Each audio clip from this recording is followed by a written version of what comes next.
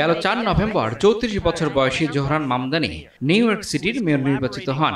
ইতিহাসের পদপীঠে গৌরবোজ্জ্বল রেকর্ড সৃষ্টি করে প্রথমবারের মতো কোনো মুসলিম মেয়র সিটির দায়িত্বভার গ্রহণ করবেন।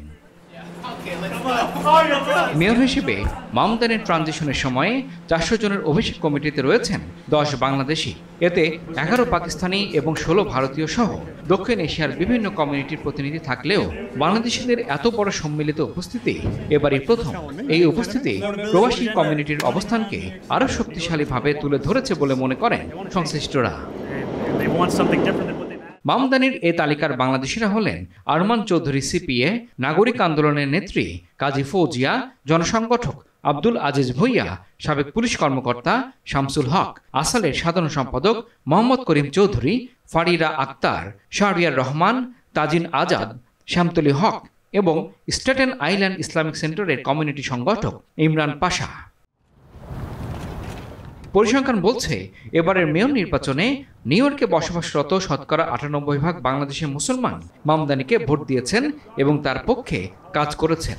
সংশ্লিষ্টরা বলেছেন এই 10 বাংলাদেশিকে মামদানির অভিষেক টিমে স্থান দিয়ে মূলত কৃতজ্ঞতা প্রকাশ করেছেন তিনি। ইতিহাস বলছে অতীতে বাংলাদেশিদের এমন একটি সম্মানজনক কমিটিতে স্থান পাওয়া ছিল দুরূহ ব্যাপার। যদিও নিউ ইয়র্কের রাজনীতিতে বাংলাদেশিদের কাজের গৌরবজনক ফলাফল বেশ লক্ষণীয়, তবে মার্কিন রাজনীতিতে কমিউনিটি হিসেবে এবারের প্রথম এমন বিরল স্বীকৃতি পেয়েছেন বাংলাদেশিরা। It is customary for an incoming mayor of this city to meet with the White House, given the mutual reliance.